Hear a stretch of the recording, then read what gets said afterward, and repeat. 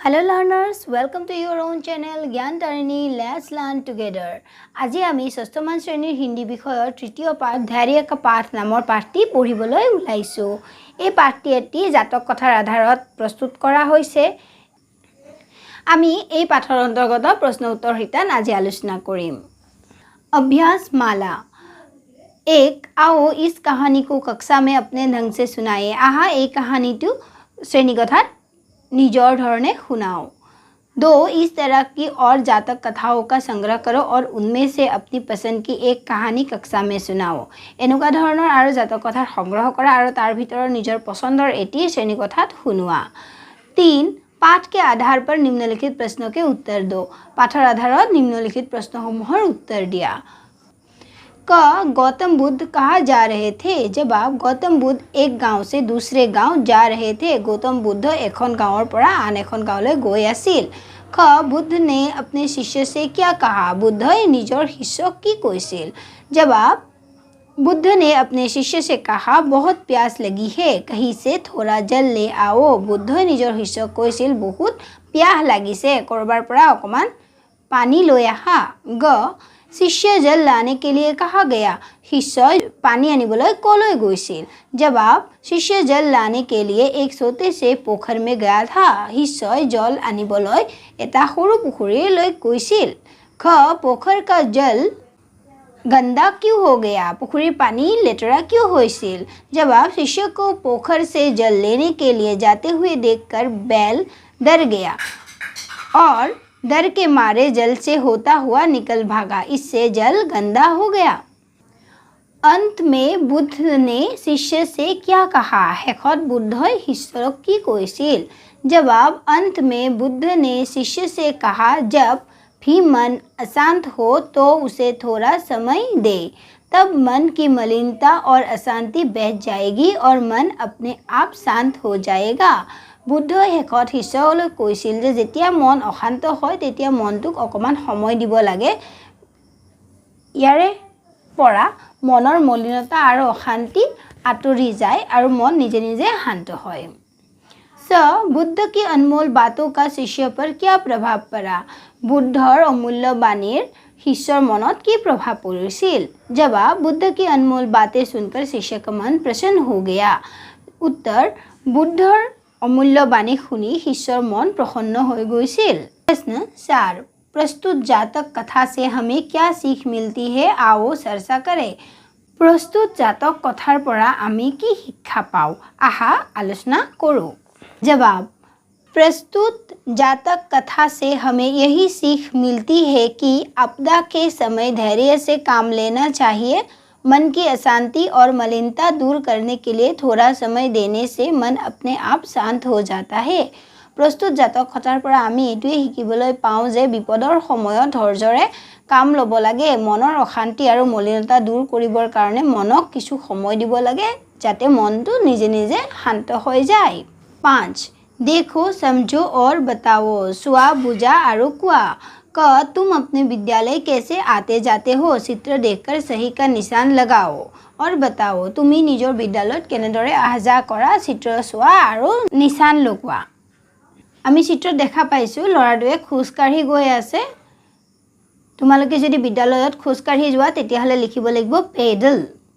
ইয়াতে এখন সাইকেল দেখা পাইছো, যদি সাইকেলেৰে বিদ্যালয়ত যোৱা তেতিয়াহলে লিখিব লাগিব সাইকেল। যদি তোমালোকে ৰিক্সাৰে আহা কৰা তেতিয়াহলে লিখিব লাগিব ৰিক্সা।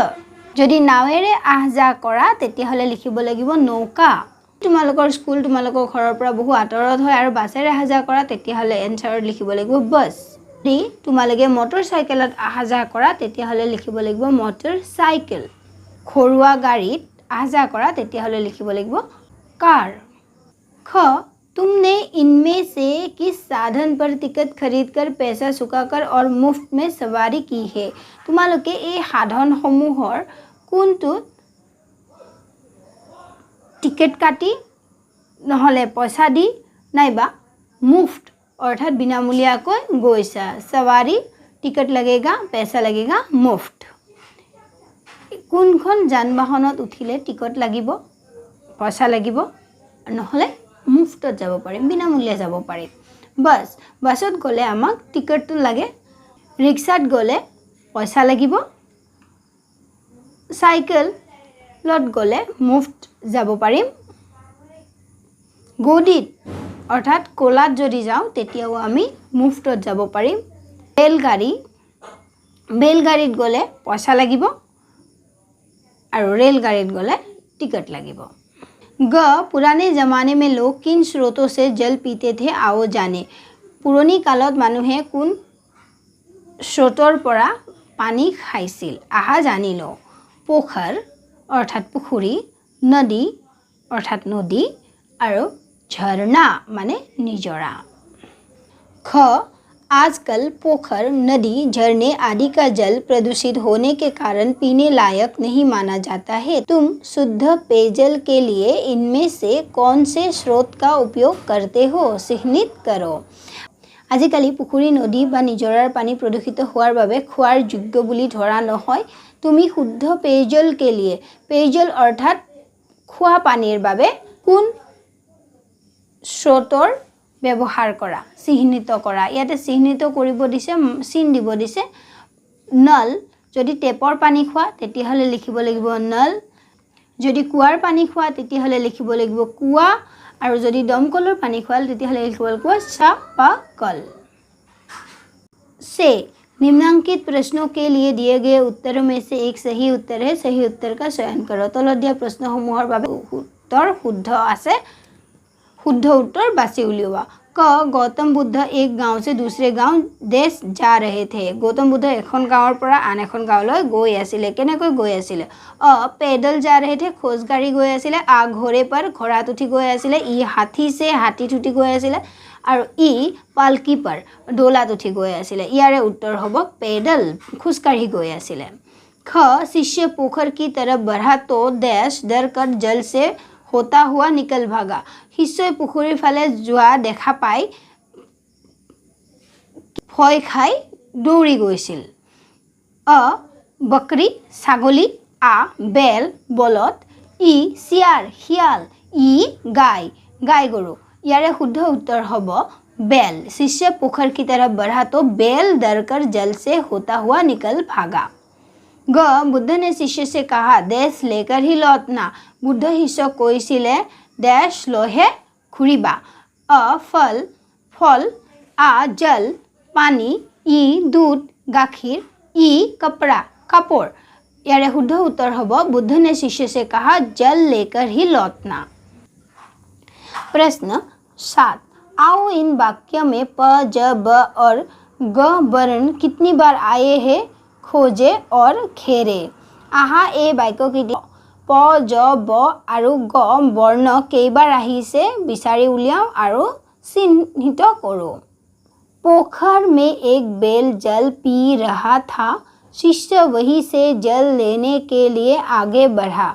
उसे देखकर बैल डर गया और जल से होता हुआ निकल भागा। इससे जल गंदा हो गया। এই বাক্যকেইটিত পোখৰ পি দুটা শব্দত প আখৰ আহিছে।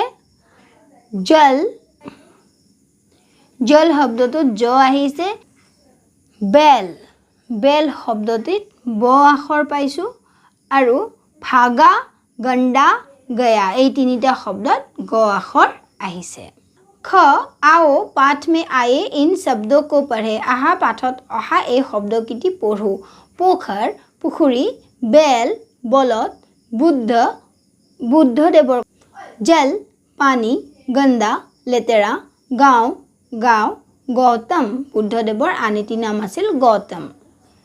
ग आओ अब हम म, न, फ, य, त, र, ल वर्णों को पाठ में ढूंढे और इनसे बने शब्दों को पढ़े। आहा एतिया आमी म, न, भ, य, त, र, ल এই বৰ্ণকেইটিৰে হোৱা শব্দ পাঠৰ পৰা টুকি লওঁ আৰু এয়া পঢ়ো।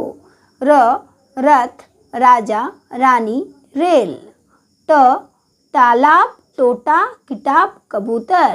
य यज्ञ, धैर्य, य गाय। ल लाल, माला, गुलाल, जल। म मछली, मलिनता, माँ, माता। फ भालू, भाला, भारत, भोजन। न, नाव, नयन, नल, नाना। 8. आओ अब इन वर्णों में से सही वर्ण सुनकर शब्दों को पूरा कर ले। प, ज, म, ग, न, भ, य, थ, त, ल। এই বৰ্ণকেইটিৰ পৰা আমি তলৰ এই খালী বাকচকেইটাত উপযুক্ত বৰ্ণ বহুৱাব লাগিব। ইয়াতে আছে ৰ, ৰ, ঠ, ৰথ, য়, হ, यह, ज, ग, जग, न, दी, नदी, न, ल, नल, य, म, यम, न, फ, नभ, का, ग, ज, कागज, ग, ल, ट, गलत,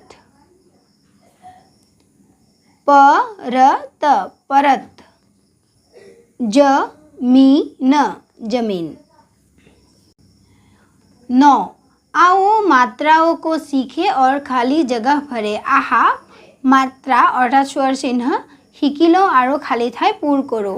क में आ की मात्रा क में ई की मात्रा की, क में ई की मात्रा की, ग में आ का मात्रा गा, ग में ई की मात्रा गी, ग में ई की मात्रा गी, क में उ की मात्रा कु, क में उ की मात्रा कु, क में री की मात्रा कृ, श में उ की मात्रा सु, स में उ की मात्रा सु, स में री की मात्रा श्री, क में ए की मात्रा के, क में ए की मात्रा कई, क में ओ की मात्रा को, म में ए की मात्रा में, म में ए की मात्रा में, म में ओ की मात्रा मो, क में ओ की मात्रा को, द में ओ की मात्रा दौ। आहा आमी এই স্বৰ মাত্ৰা কেইটা আকৌ এবাৰ চাই লওঁ। आ की मात्रा, ई की मात्रा, ई की मात्रा, उ की मात्रा, उ की मात्रा, री की मात्रा, औ की मात्रा, ए की मात्रा, ऐ की मात्रा, ओ की मात्रा। 10. आओ ये भी जाने। आहा इटो जानी लो। गौतम बुद्ध का जन्म ईसाई पूर्व 563 में वैशाख पूर्णिमा के दिन कपिलवस्तु नामक स्थान पर हुआ था। उनके बाल्यकाल का नाम सिद्धार्थ था। पूर्णिमा तिथि को उन्हें बोध प्राप्त हुआ था और अंत में उनका निर्वाण भी इसी तिथि को हुआ। वे बौद्ध धर्म के प्रवर्तक थे। 11. आओ पाठ में आए कुछ शब्दों के अर्थ जाने। आहा पाठत आहा किछु शब्दर अर्थ जानी लो। विश्राम आराम, वृक्ष पेड़ गछ, पोखर छोटा तालाब सरू पुखुरी, स्रोत उच्च उच्च, थक थकान भागर, वापस लौटना घूरी अहा, गंदा मैला मलिन, निर्मल साफ स्वच्छ निर्मल, अनमोल अमूल्य अमूल्य, चित्त मन मन, गंदगी मैल लेटरा, प्रसन्न Anand Anand. Thank you everyone for watching the video till last. ভিডিওটো কেনেকুৱা পালে কমেন্টত নিশ্চয় জনাব।